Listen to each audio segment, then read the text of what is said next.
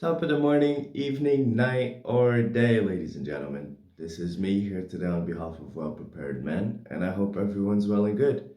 In today's video, we're going to be exploring my watch collection, so if that sounds right up your alley, don't forget to stay up until the very end. Roll the intro. I should have done this. Roll the intro. Ladies and gentlemen, this is your captain, and the following video is for subscribed devices only. You guys won't be seeing my face very much during the making of this video, but this video is about watches, so hopefully you can see the watches well. This is the last watch that I picked up while knowing nothing about watches. I picked this up at work one day. Some guy showed up at my booth. I bought this watch from him, really cheap, along with a cologne. So this is pretty much as bad as a Rolex gets, and I'm gonna show you guys an example here. When we push the crown in, the minute's hand will jump. You can see that it's moving already. It's actually moving backwards. So this is a really bad watch. So this is another fashion watch, not so great in terms of movement. The reason why I have this watch is because it was a gift from my uncle. I don't like this watch. I kept it because he gave it to me, and that was a nice moment in our lives. But would I use this watch? Absolutely not. So this is when I started developing my taste a little bit more. We have a gold Casio A168. I think this watch is awesome, and it's one of the only digital watches in my collection. I think I have two digital watches, and they're both Casios. This particular model has got an amazing light, which is a game changer. It's cheap, it's cheerful, and it's awesome looking. So this goes back on my wrist. The second Casio that I'd like to talk to you guys about is the Casio AQ230. I also use this watch a lot. This watch here is a classier version of this, in my opinion, because you have traditional analog display and you also have a digital display. This particular watch doesn't have a light as the A168 does, so I tend to use this watch more at night and this watch during the day. And these are my Casios, guys. I'm gonna move on to the next box because we got a lot of watches here. This box has two ladies' watches in it. The first ladies' watch is a Tissot stylus that I picked up on Vinted. This watch doesn't suit me very well, and I'm all about keeping watches that I can wear and enjoy wearing. So I'm gonna pass this watch on Vinted to someone who can appreciate this watch for what it is. This is a really unusual watch. It's more like a bracelet with a Tissot watch. It's pretty cool. This particular watch that we have here was gifted by my grandfather, who's also big on neurology, and I like this watch. It's stylish but simple. It's got a quartz movement with the day down here at the 6 o'clock position. That's pretty much it when it comes to the movement. Very simple, there's nothing to it. It does the job. That's what this watch does. But it does it in an elegant manner. If you look at the case and the bracelet, they're all very intricate, and I kind of appreciate that. Right, guys, this is the main attraction. Here in this box, we've got some marvels. To start it off, we have an Orient watch that I picked up on Vinted for super cheap. I really like this watch because I can wear it without concerns, and it's elegant. This is a very elegant timepiece. I like this watch for that reason. And the next watch is a Pagani Design 1752. This watch, I picked it up because I wanted something that was cheaper and more replaceable than my Belova Super Seville and still waterproof. And this is really nice. It's got a bracelet, which I really like because it's super simple to operate. It's got a see-through caseback, an automatic movement. It's got a reasonable Cyclops lens in terms of zoom, and it's a day date that I can wear without any concerns. This is a Commodore Datejust, so another homage to Rolex. And this particular model is an homage to the Rolex Datejust. So this particular watch is nothing special. The movement is super cheap. At some point, the watch stopped working and then came back to life. I took this watch to the watchmaker, and the watchmaker fixed the watch. And then when I picked up the watch, he's like, look, I don't know what happened, but the watch suddenly stopped working. And then the watch was not working for months. And one day I just picked it up, gave it a good wind, and it started working. I really dig it. It's on a Jubilee bracelet, and that is a nice contrast because the previous watch that I shown you was on the oyster bracelet. I believe that's what you call these bracelets if you don't want to call it the presidential bracelet. Afterwards, we have another Rolex homage. This particular one is to the Rolex Submariner. This is an Invicta Pro Diver. I really like this watch. It's a little bit too big on my wrist, but the way this watch is built is awesome. I've used this watch a lot to go to the beach. To tell you guys a little bit more about this watch really quickly, it's got 200 meters of water resistance. It's got a Seiko movement here, which is, I forgot the name of the movement, but it's supposed to be a really reliable movement. I haven't had any issues with this Invicta whatsoever in terms of timekeeping. It's one of my most precise automatic watches. Also, it's got this ring around it, which has become way easier to operate because it turns out you can clean this and make the operation way smoother. So this is also a really nice way to track time. So you put this here in the minutes hand, and then you just make the math. How long has it been since you started timing whatever? This is a brand that my great-grandfather used to wear. It's Connie, which was made in Switzerland, but it was really popular in Portugal and Spain. This particular model that we have here is the Connie Master. It's got a square case with a round dial, and I believe that's pretty unusual, and I really dig that. It's a manual wind movement like most of these old watches are, and it's already working. Something that I really like about this watch as well is the seconds hand in red. I think that is a really nice contrast with the black and gold. And here it is, my Connie Master. I've got another Connie here, so we're gonna jump a few watches just to keep the brands together. This here is a Connie Royal 2000. I always thought this watch was cool. I saw this watch a few times online and I always thought it was cool, man. My particular watch is on a leather strap at the moment. I found this really cool strap that does this, and I never seen a strap or had a strap that had this sort of mechanism, and I think it goes really well with this watch. My strap is so cool that I can't even operate it that well. You see how cool this strap is? There we go, guys.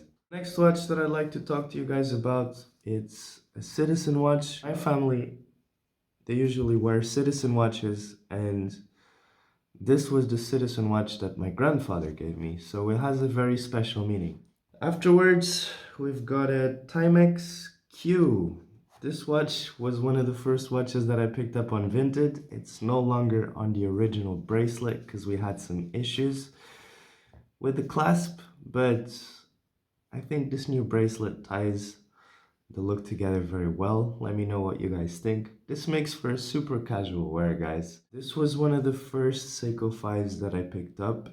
It's the Seiko SN X72. I'm not too sure of the model number anymore because I have that many watches here. But this is a watch that I fell out of love with, and it's one of the first automatic watches that I picked up. At the time, I thought it was really nice because I never really seen automatic watches before. I wasn't familiar with the way they operated, and this was a really good introduction to the hobby. But it's no longer a watch that I wear. I haven't worn this watch in months, so I'm gonna be passing it on to people who can appreciate it better than I do. Another Seiko, gold on gold. This watch for me reminds me of the Tissot PRX, and it was something that I wanted but didn't want to spend the money at the time, so I got something which had an automatic movement, which the Tissot PRX with the automatic movement is super expensive for me for what it is. So I went with this instead, and I don't regret it. This is a super beautiful wear. I absolutely loved wearing this watch. I say loved because I haven't been wearing it very often. I've been keeping it more and more in the box so nothing happens to it. And that is a theme that you'll see recurring throughout this video a lot, because I like my watches so much that I don't want to ruin them. And I end up wearing crappier stuff like the Casio A168. We have another Seiko 5. This is an older piece. This has the movement 6119, and the watch that we just saw as the 7S26, I believe. Anyway, this particular watch here is super cool in my opinion. It's my only two-tone watch, and I picked up this Seiko because it just looks freaking badass, guys. I already had two Seikos at the time of purchasing this watch, but I saw this watch and I was like, wow, I absolutely must have this watch in my collection and sell all the other Seikos until this is the only remaining Seiko. This is a beautiful Seiko in my opinion. This dial, you just don't see them anymore. And I wasn't too keen on two-tone, but the way they did this here, it makes it super beautiful in my opinion.